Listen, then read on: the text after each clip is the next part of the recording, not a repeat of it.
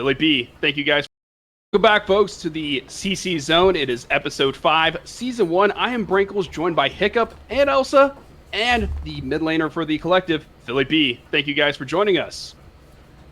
Glad to be here, of course. All right, well, folks, today we are going to be breaking down the action from the semifinals, and we're starting with the semifinal that was last night. The collective did not bat an eye as they demolished Predictive Gaming, Odin 3-0. Very impressed with Philly B, who won, just dominated this whole series. Philly, when you guys go into this, and you guys obviously chose PGO, what were you guys thinking when you guys went into game one, especially when you had Aurelia? I mean, honestly, we chose PGO because one, they're the only team who beat us. I mean, you can't win the league with not beating every team. Like, that's just not how it works. But also, we don't think they're a good team at all, and we kind of just let them like cheese drafts, and we didn't look into them at all when we played them regular season. I'm not saying like we didn't try, but like we didn't like prepare for it at all, and just kind of played around, and then yeah.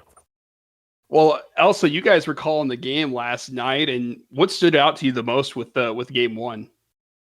I mean, I think speaking of the Aurelian game one, that was the thing that stood out the most to me. I personally just absolutely love watching really high quality Aurelia play, and also the fact that they picked Malphite mid going into it. I was really skeptical of that pick from Predictive Gaming Odin, so I was excited to see how that matchup was going to end up panning out, and it definitely didn't disappoint. Obviously, it was pretty one-sided in terms of the lane, but it was pretty exciting to watch for me, so I really actually did enjoy watching Philly B just kind of cleaning up those team fights. I know, I love watching Aurelia players all around the world. I know in LPL, Doinbe's Aurelia, it's like just super fun to watch. And so it's just cool to watch people go off on that champion. Hiccup, you were watching the match with us as well. Hearthstone got his Camille pick, but it looked like they knew how to bottle it up. What did they do to negate him throughout that match? Yeah, so I think that there was a lot of like attention bringing over to the top side, just like the pressure that put Hearthstone in his place, so that way he couldn't do his roams, he couldn't make his rotations, and I think that they did their homework. It definitely looked like they read them like a book. Like every time that there was something that was going on, every time that there was a play, it seemed like they were there to collective effort was just there to stop them and stop the play. Even if it was a TP play, even if it was 4v3, you see 2 TPs coming from collective effort or whatever, just to get there and eliminate them. It was crazy. And Philly B, I have a question for you. When we watched game one, especially, it just seems like throughout the season, there was also talk of, hey, is Hearthstone the best top laner? Is Martial Arts for Y the best? Why is Lost Chapter talked about one of the top teams? And even though you guys were the number 1 seed, did you guys feel like you guys were overlooked by people in the league? Or did you guys feel that, hey, we just need to show up and to prove everyone that we're the top team? I mean, honestly, I think the biggest thing is that we didn't get streamed at all, except for the one VOD that we sent you guys, I think. So no one really saw us play. So I mean, it's easy to just like not say to say that we're not the best or whatever, because you can't actually see us play. Yeah, that's really it. I don't know.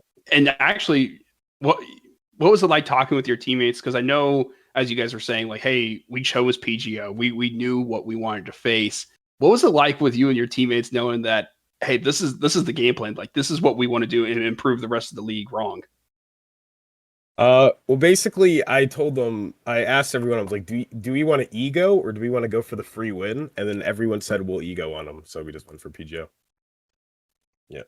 Wow. Well, looking at game 2, you guys stomped them once again, and this time, Me Crit Me Now had 12 kills, 0 deaths, and 14 assists on the tank Shin. When you see your top laner just playing out of his mind, what type of confidence booster does that give you guys as a team?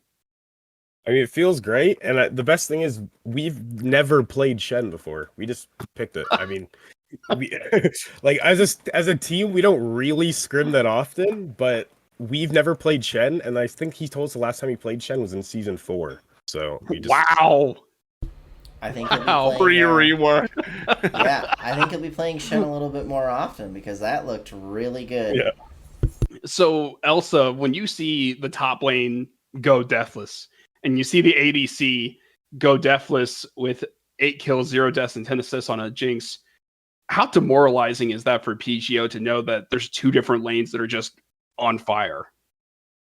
I mean, it's very demoralizing.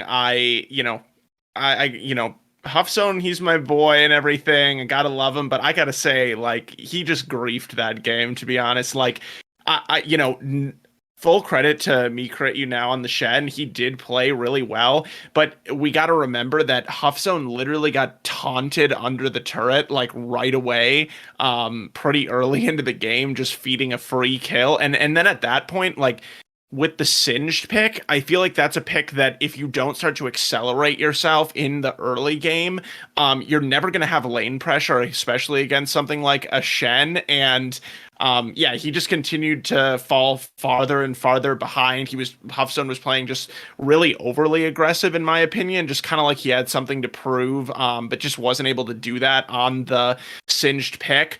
And then, as you said as well, Brankles, with the Jinx being able to get those early kills and being accelerated, that's really scary when you're going against something like that, just because of the scaling that the Jinx is able to offer.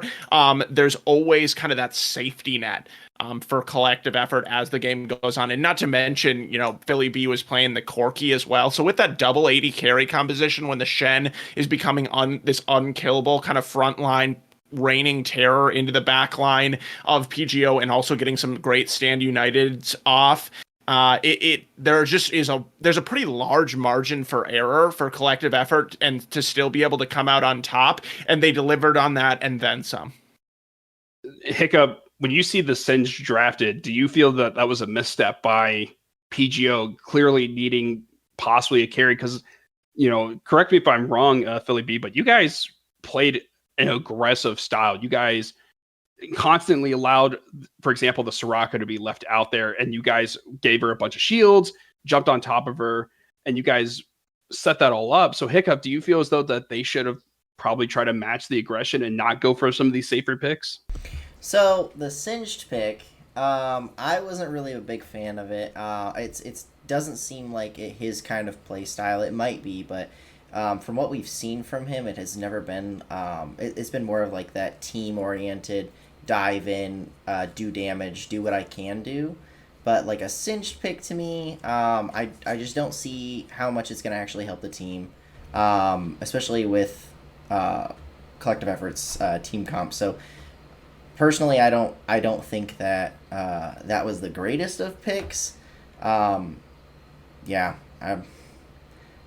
it was a letdown for me. So, so Philly B, when you guys looked at the draft and you saw them picking the Singed and some of these other picks for game 2, what was going on your guys' end? Were you guys just like laughing it up? Were you guys just feeling good about how it was playing out? We thought it was hilarious. I think all 3 of the drafts were absolutely terrible. Like when we went into all 3 games, like I'd done my research when we watched like some of their games back. Realized that they can only really play one of 2 comps, is a bunch of globals or just a wombo combo. So we just banned their best, which were Nocturne. I don't even remember our bans. Nocturne, Zillion, and something else, and then we would just first pick the Amumu away from them because they really like Amumu, and I mean they can't play anything else, so we just won. And you guys closed out that series, 3-0, and as the number 1 seed, showing dominance. And you played the Akali. What's it mean for you as a player to see that you yourself has this player pool or this champ pool that is, ranges from maybe on the safer side to I can play the assassin and just dominate. What type of mentality do you need to just show and to have that type of pool? I think it's just a really big ego for myself. Um, I I really just dislike what the like the enemy mid laner with Whole Grain Man picked throughout the entire series. He picked Malphite, Pantheon, and Galio. None of the champs really made sense in the comp, and they were kind of winning lanes, but then he lost all of them anyways. So I don't know. Can I ask a follow-up question too, Brankle? I don't mean to steal your job, but no, go ahead, go ahead. I'm curious, like we've talked quite a bit about the drafting already, but you know, you're this player who obviously is one of the strongest players on your team. Obviously, most people would argue that you're the strongest player in your team. You won the MVP. When you go into a draft as a mid laner that knows that you're probably going to be able to gap most of your opponents, are you mostly looking for a counter pick? Like, are you, I guess, in terms of the overall strategy, are you looking for a pick that fits your team comp, or are you looking for the 1v1 matchup against the enemy mid laner? Because I just couldn't help but notice, like, you picked 3 different mid lane champions in this series, and you dominated on really all of them. I mean, I feel like the Corki wasn't as much of a dominant performance, but you don't really need to dominate in lane on Corki. So I guess I'm wondering, like, what your thought process is there in the draft. I don't really play for lane. I would say I definitely pick more for the team, but also I feel against most of these teams I can't really play for lane because no mid laners will ever trade unless they have their support or jungler standing behind them. Mm-hmm. So, yeah. Unless it's Galio flashing under the turret to try to get you as a comp. Yeah, and then everybody else flashing under. And then just dying and just griefing 3 kills straight off the bat. Oh, man. Well, you know, I predicted the collective would choose PGO. And I predicted that they would win this series. Now, for you, Elsa, what surprised you the most in this outcome? Was it the fact that PGO just didn't know, like they like deers caught in headlights, or what surprised you? I was just surprised that it was as one-sided as it was. I mean, certainly I feel like I have a healthy respect for collective effort, but I think they do suffer a little bit from what Philly B said, which is we just haven't seen them very much. So obviously the record does speak for itself to some extent. But just having watched the VODs of Collective taking on PGO when PGO was able to take the win, it made me think that like the teams would be a little bit more competitive, but ultimately that just wasn't the case. And I guess it was just kind of the lack of macro play from PGO. Certainly there was a couple of team fights that they were able to turn it around, but overall I just felt like they were really lackluster, like a lot of late teleports coming in that were just absolutely wasted, and then just players being really over aggressive and greedy. So I did expect it to be a little bit closer. I at least expected PGO to be able to take one game, but it just wasn't the case. And it just goes to show that the top teams in the CCS, Lost Chapter and Collective, are just really on an elite, another level from the rest of them. Agreed. And Hiccup, you are, or were, and still are, a t-shirt man for Hearthstone. Since the start of this podcast, since the start of the season. Care to give us a eulogy to your bracket challenge and PGO? So, yeah. It is, it sucks. It sucks to have that happen. I just had to fix Elsa's rainbow puke going on. Sorry. I don't know why it happens. It's just your lighting or something. But just to defend it, like Philly was saying, we haven't seen very much of collective effort other than the one time that they were streamed and they ended up losing to PGO. PGO was on a hot streak. They kept winning games. Their comms sounded great. Every time they had a good thing happen, they they snowballed in just voice comms alone, which made me really excited for them. They're very vocal, especially in the Discord and different things like that.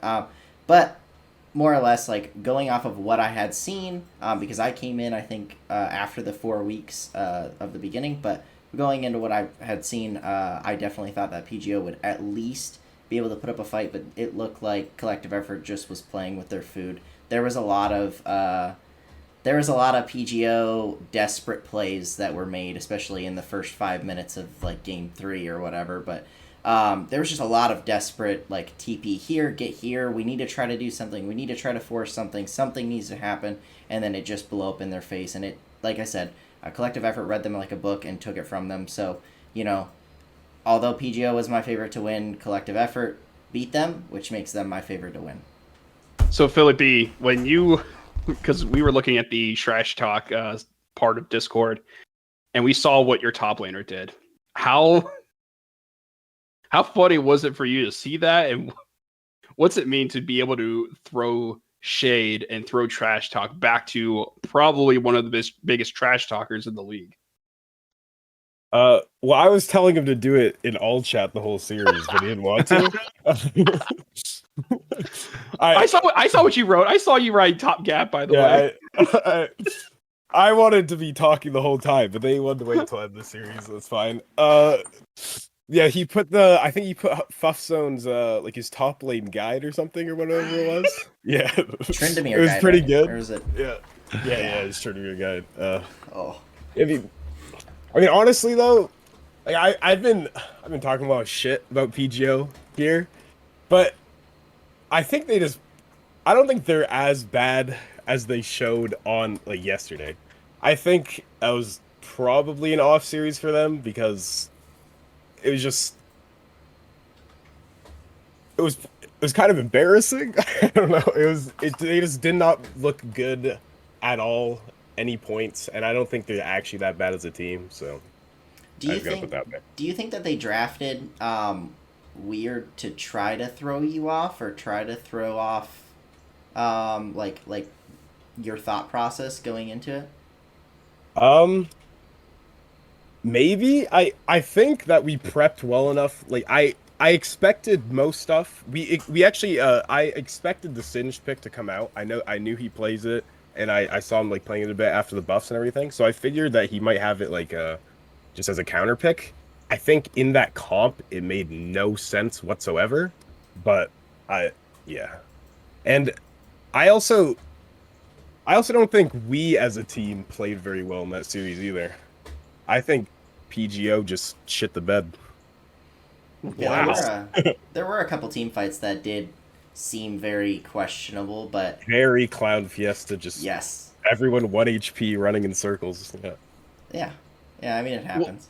Well, moving over to kind of like that retrospective of the regular season, Philly, when did it click for you guys? Like, when did you realize that this was a special team that was going to take the number 1 seed and be this dominant? When did it finally click in your head? Like, wow, this is something special.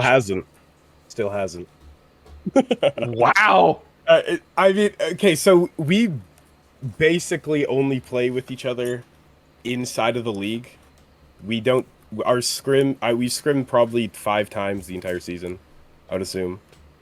I know some, like I know my jungler from before, and I've played with our ADC for on 2 other teams before, so I know them pretty well. But as a team, like together, we don't really play much, and I think we just kind of won off of individual performance. Yeah. And that rolls into my next question I have for you, which is, how scary is that as a proposition to know that you guys haven't hit what you feel is your full potential and you guys are dominating like this? Like, does that make you feel excitement about the future and stuff like that? And what does that bode for you guys? Oh yeah, I hope we continue as a team and keep growing together, because I have a lot of fun playing with them. We just mess with each other all the time in comms. So I mean, it's a great team. Yeah, I hope we keep going. Who's the funniest guy on the team, would you say? Well, outside of yourself.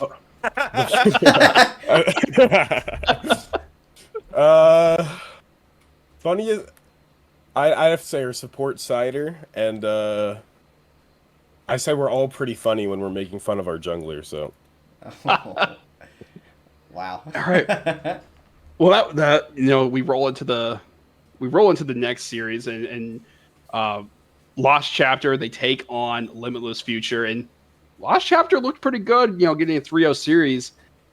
Philly B, I know that you guys talked about, do we choose ego or do we choose free win? What's it mean for you guys that you guys are now going to be facing Lost Chapter in the finals? How do you guys feel about that matchup heading into it? I mean, this is the matchup I expected since week 4, probably. It was pretty obvious that they were the other best team. We don't really know much about them because we haven't played against them, and I've only watched probably one series. I know their support Yama. I've played with him on a team before, so I know how he plays. I know he's an Inter, and so well, probably try to abuse that a little bit. But yeah, I'm excited for the series. Well, looking at game 1, Gregorio, their jungler, who we spoke to last week, he got 10 kills on the Trundle. And when you look at a jungle pick and you see his champ pool, for you, Philly B, is it exciting to see that there's another team that's willing to play, not off meta picks, but willing to change it up as well, and not for the sake of, like, obviously, like, picking Singe and not working with the team comp? Yeah, I mean, I think their drafts are pretty standard for the most part. I haven't really seen anything like surprising from the games I've looked at least. I don't look at a lot of their games. But I also, like, in the series that I did watch from them, I just saw that their jungler, like, yeah, he got a lot of kills and like looked really dominant, but he just kind of randomly got a bunch of kills. He didn't like do anything special to get him. He just kind of walked up and they were just dead to him. I don't know. No, I see what you're saying. And Yeah. Hiccup, with both junglers in this game, they had good to great games. But when you look at it overall, what went wrong for Limitless? They got put up against Lost Chapter. I mean, it was just a dominance thing. Like, I feel like there was no real chance for Limitless, especially in game 1. They just fell super far behind. Every team fight seemed like it just was like uncoordinated. They weren't communicating, or maybe they were communicating and the communicating was just not the greatest. But I definitely feel like Lost Chapter was more like to the punch than they were, just like everywhere, and dominating, objectives and different things like that. So yeah, I think it was a little rough for Limitless. And Elsa, I mean, Limitless just didn't seem like they had any answers for the team fighting, and especially with the Trundle pick. Why was it important for Lost Chapter to get that champ and be able to dominate the jungle like that? So I actually don't think it's really important at all that they got that champ. I think that they are really flexible to be able to play just about any meta pick in the jungle. I totally agree with what Philly B said, even just based on the minimal amount of Lost Chapter games that he's been able to watch. The truth is, Lost Chapter for me actually has probably the best handle on drafting within the league in terms of picking the meta. And sometimes that can make you a little bit weaker because it's maybe a little bit predictable, but at the same time, it's the strongest champions. So I think that, for instance, I believe, the second and the third game, there was a lot of jungle bans expended by Limitless against Gregorio. And even on the broadcast, I was just questioning, why is this worth it? Because it doesn't matter if he gets Jin Zhao, it doesn't matter if he gets Trundle, it doesn't matter if he gets Lee Sin, all of these picks, and I'm sure more. There's no way he hasn't played more or isn't able to. He just looks extremely dominant, and for me, it's not about the champion he has, it's about the way that the team plays around him. And we obviously haven't had a chance to go into the team comms for Lost Chapter, but they seem to me like a team that has really good communication because of the way that the lanes coordinate with Gregorio. Now, Philly B mentioned that it almost looks like Gregorio is just going around and last hitting kills. I think there's two reasons for that. I mean, first of all, there's a skill gap in every single lane and really every single role within this matchup. And so that means that the lanes are already kind of being won just by themselves in the one-on-one. Now, maybe top lane was like a little bit less of that. But that pretty much rang true for me throughout the series. And then in addition to that, it's a jungle-centered kind of play style from this team. So for me, the reason why it just looks like Gregorio's ping-ponging around the map, getting these last hits on the kills is because he is, but it's because his lanes are setting it up for him to be able to come around. He plays a very gank heavy style, but does that thing that good junglers do where somehow he's still always even to way up in CS, even though it seems like he's ganked twice as much as the opposing jungler. That's pretty easy, I guess, when you're going against jungle Poppy multiple games in a row, but that's what I thought. And in game 2, it was same story again, just a dominant performance for Lost Chapter. But Philly B, you said earlier that Limitless feature would have been a free win for you guys. Was it the fact that this bot lane had any issues, or what made you guys feel as it would be a free win? I don't think they're a very good team. Their bot lane, when we played against them, it seemed like their support could only play like carry supports, like mage supports, that kind of stuff. And he looked very like just bad on anything else. They would just kind of bleed out in all lanes, and their jungler didn't really help anything out. I don't know. No, and I totally agree with you, because when you look at game 2, when you have your ADC have 7 deaths, it just doesn't bode well for you guys. And Hiccup as a ADC yourself, how bad is that? And does it just become a snowballing effect mentally when your teammate is dying that often? It definitely puts you in a defensive state for the majority of the game. And then you're just kind of relying on your jungle or your teammate, which if your jungle's a jungle Poppy, you're kind of like, okay, you're just waiting until you can at least just farm and try to scale up. But it's really difficult when your team or when your support in that case is just kind of feeding kills or just feeding positioning at least, and that could ruin your game for sure, and then ruin your positioning, because when they want to step up and you step up, if they get eliminated, then you're kind of just a sitting duck. So, being an ADC and being behind is very difficult. And Elsa, the Lee Sin with Gregorio had a double-double with 15 kills and 12 assists. For other team, how tilting is it to see, the Lee Sin just popping off like that? I know, like you guys were saying that, oh, well, he's getting some of these last hits and get these kills, but how tilting is it to just know that the Lee Sin can just walk in and kill you a bunch of times like this? Wait, I would do you one better and say, how tilting is it to see that the Lee Sin is popping off on all those kills and he's constantly disconnecting from the game as well?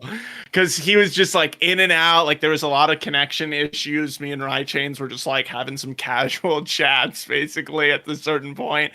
But no, I mean, his Lee Sin is awesome to watch. I know Gregorio was on the podcast last week. I think he said that Lee Sin was his favorite champion, and there's clearly a reason for that. He's got a very high level of mastery over the pick. Now, Lee Sin isn't something that scales really heavily necessarily. I do think that it goes into the late game with the Conqueror a little bit better than it did before that rune existed. But what I will say is that Lee Sin is a champion that is going to have the ability to make plays for his team using the Dragon Rage kick, getting kind of those kind of insect plays. Honestly, I didn't really feel like we even needed to see very much of that from Gregorio in this match, but certainly a jungler that is always going to be able to make things happen throughout the map, and that's just accelerated when they're picking up all that gold. And we're looking at game 3, obviously the sweep, they dominate, they move themselves into the finals. And for you, Philip B, who on Lost Chapter would you say is their best player?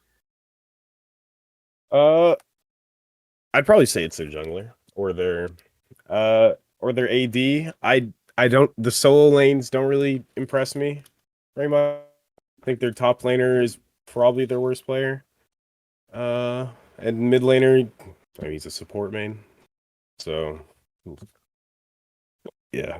Oh, and my other question for you, Philip B, is whenever you get into a matchup and you know that you're going to be facing kind of like a more passive mid laner, does that just feel like a free win for you, or do you feel as though you guys can work around that and to be able to make great plays off of it?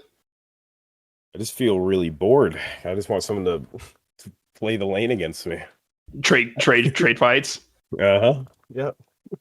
All right. Well, Elsa, Limitless had a really rough time in this in the series, especially against the second seed. What ultimately was the downfall for Limitless Future? For me, it was Myth Jones. I think that he was so skill gapped by the enemy jungler, but more importantly than that, it seemed like he was just really intimidated to try to make any plays throughout the game, especially as the series progressed. Obviously, we saw even a role swap in the third game, which was like a little bit meme, and Snowlife ended up doing better than him in the jungle than Myth Jones did in his own role. But I just felt like Myth Jones was just really afraid to be proactive and do a lot of ganking of lanes in a couple of games where you're playing against probably the most proactive ganking jungler in the league, and that's just never gonna fly. It's just never gonna turn out well for your team when you're not assisting the lanes after they're just getting kind of camped over and over again by the enemy jungler. And Hiccup, for many weeks, you were probably thinking, and I think you have said it, that you wanted HuffZone to be the MVP. We have the MVP with us. Would you care to give an apology? I didn't say that I wanted him to be an MVP. I don't think MVP ever really came out, but I think you were saying he was MVP because he was going to give you a shirt. It was close enough. Okay, well, Philly B, after seeing your performances, I can definitely state that you're the MVP, like, no doubt. That Akali play at the end, I just have to say, like, or not at the end, but, like, in the last series, I sat there and just, like, tried to understand what the hell just happened. And it was so just very well skilled play. You know how to play that champion, and that's a champion like, whenever I see someone who can do that, I definitely envy you. That is awesome. It was really good. So, great job. Thank you. Yeah. I mean, I'll be honest. I don't think I performed that well on it. I was beating myself up about my mechanics in that series. There was probably like a couple plays, I think, where I was like, oh, he's gonna totally assassinate their entire team, and then it didn't happen. And I choke it. I choke it really hard. Yeah. But I will say that there was definitely one play where I was totally blown away, and that was probably one of the first plays earlier on. The 1v2 maybe in the mid lane or something like that. It was the 1v2. Oh, when Jarvan came in? Yeah. I mean, you like flash the wall, and then you just appear next to them, and you're like, just gonna kill you both. See you later. Yeah, I eat over the wall, then back to Shroud and just kill them for fun. Oh, sick. And Philly B, when I know you're constantly looking to improve yourself, you're constantly looking ways to add in, like you were saying, you beat yourself over your mechanics. What does it mean for you, though, to know that, hey, you were named the MVP, and how cool is that to be like, yeah, I was an MVP for an amateur league? I mean, feels good, honestly. I don't 100% think I deserve it, but when I say that, I also can't think of anyone who would. So it's like, yeah. Would you give it to your jungler who gets the most grief from you guys? My jungler? He can get LVP. Oh no. Oh man, poor guy. Well, boys, we now get to the prediction time, and I already said I think Collective is going to take this series, take the finals. Hiccup, who do you got? Well, it's not PGO. Since Collective beat PGO and PGO was going to be in the top for me, it's really hard not to pick Lost Chapter just because I've never seen them lose a game. They never really have because they had the two forfeit matches, which I guess are losses. But so it's hard not to choose them. But they have the MVP. They have the MVP. Based on having the MVP, I have to go with collective effort, and I'm going to predict a 3-2. There we go. All right, Elsa. I think you were also in the same camp. Did you choose PGO, or were you sane enough not to? No, I was not in this garbage prediction tier that Hiccup was in. And I don't know, Grangles. You said you predicted Collective to win. I thought you said PGO for some reason. No, but no, no. Whatever, It was whatever. Lindor. It's fine. It was Lindor, Hey, I think. That had okay. that. Yeah, yo, Okay, okay. I'm not insane.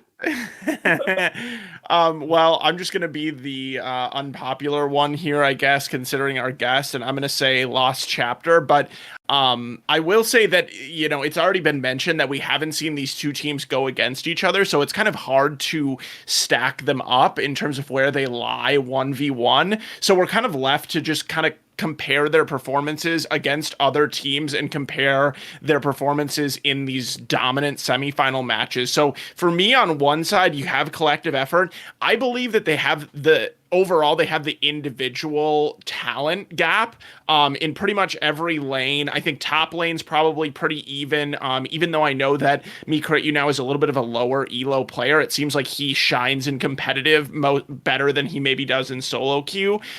In the jungle, I think that's maybe the one role where there's the slight advantage towards Lost Chapter. Mid lane, obviously best player in the league here on the podcast today. Bot lane, we've got the first team AD carry is on Lost Chapter, so that one could be a little bit close. And then the support role, I think that one's actually pretty close too. So I guess the skill is pretty close, but I think that I would give it over, especially because of the mid lane, just a little bit towards Collective. But as I said earlier, for me, Lost Chapter is all about the macro play and communication. And if I was to pick out one thing from Collective Effort that was a little bit missing, it was the communication in those team fights. Philly B, you said it yourself. It was a little bit of a fiesta, whereas I didn't really see that out of Lost Chapter. I felt like they played the fights really clean in the semifinal and just throughout all their games. Now, again, it's really hard to say because I do feel like the top two teams have a huge gap over the rest of them. So it's obviously pretty easy to communicate when you're just wiping a team fight. But I'm going to give the slight edge over to Lost Chapter. I'm also just kind of going to cop out and say 3-2 though, because I think it's going to be a really close match. I'm super duper excited for it. All right, Philly V, what's your prediction? So obviously I'm going to vote for my own team. Yeah. In my bracket, I put 3-2, but I'm feeling a 3-0. Oh, okay. All right. Yeah. If I could say one more thing, I think that to actually give some credence to Philly B's prediction, the 3-0 victories in both the semifinals, and I think we saw, the other playoffs were 3-1s. I think that there's something to be said for in an amateur league where players don't necessarily have a lot of competitive experience. It can be really easy to start getting discouraged in these series. These best of 5 series can get really long. And I think as a team, it's really easy to get demoralized, start to be too quiet in the chat and just let those communications break down. So I think that's why we tend to see these series that really get out of hand kind of increasingly so as it goes on. So even though I'm predicting a 3-2 kind of on the basis of how these teams match up in a preliminary sense, it's a question for me of both of these teams that have really not seen very much failure. When you lose a game, how do you pick yourself up? Can you continue to communicate, and can you continue to just wipe the slate clean after a loss and come in with a fresh mindset? So do you think that it matters how these games play out? Because if it's like, let's just say it's 2-0 and Collective Effort have it right there, do you think this is going to be a 3-0? And then if it goes 1-1, do you think it goes the distance? Yeah, I mean, I think that's a little bit what I'm saying, which is that, if it starts snowballing towards a 2-0, some people play like if you have a fire under your ass, some people start to play even better, but that's the mark of a really good competitor, and that's something that people don't necessarily have as much experience in these leagues. And if it was me, I would have thought that PGO would be a team where when they have that fire under them, when they're down 0-2, they step up and have their best performance. I mean, that didn't happen, so it just goes to show that really takes a special sort of personality and overall a special sort of teamwork to be able to pick each other up off, when you're feeling down. So I think what Philly B was speaking to about how the team has a lot of camaraderie on Collective Effort and they're able to joke around and flame each other a little bit, I think that will be of big benefit to them. All right, well, Philly B, I've got just a couple more questions for you. And what is your favorite champ? We've asked our guests about this, and what is your favorite champ and why? I mean, favorite champ, of all time would be Yasuo. I have over 500,000 points on the champ. I've played him. He's like my first main when I actually started like taking the game seriously. But I've kind of dropped him this season. I'd say now it's Echo for sure. I just love him. I love him. And for yourself, what is the worst pick you've ever seen against you, like in the mid lane? What's the worst pick you've ever seen? Like the one I hate the most, or just like actually, we'll do that. What's the worst pick that you hate facing, and what's the worst pick you've ever seen where you're like, what are you doing? Why would you ever choose that? One I hate the most would probably be Anivia, because I mean I mainly play melee mids, and she just doesn't allow you to play the game at all. The worst pick someone has picked against me, I've seen probably anything mid. I think mid is one of the roles where, depending on the meta, anything can actually work. But I don't know, I think Rengar is pretty bad. I play against Rengar in a league I play. Oh. So, what about a Soraka mid? I'm a Soraka mid fan. I play it myself. Oh, here we go. Yes. Yeah. You know, hey, He just uses this as a platform to like prop up his like. my picks. Hiccup. Last week we talked about Terra Jungle, and someone was like, "Oh yeah, I've done that." And we have another person that just said Soraka mid. I feel validated. I didn't say Soraka mid isn't a thing. Okay, I said Terra Jungle should not be a thing. It's not really good. And I showed my match history last week. Too. Yeah, I showed my match history last week. I have one ranked victory as Terra Jungle. Ranked flex with me and your brother. Ranked flex, and you did absolutely nothing. We dominated our lanes, and you just showed up randomly. They're like, "Oh, I had 6 kills. Jungle. I had 6 kills as a Terra. All right, well, Philip B, thank you so much for joining us. And I believe, when's the finals this week? Is it Thursday? It might be tomorrow. It could be rescheduled to tomorrow. We don't know yet for sure. Okay, well, whenever it starts, thank you so much for joining us. I'm Brankles, joined by Philly B, Hiccup, and Elsa. Thank you guys so much, and we'll catch you guys next time.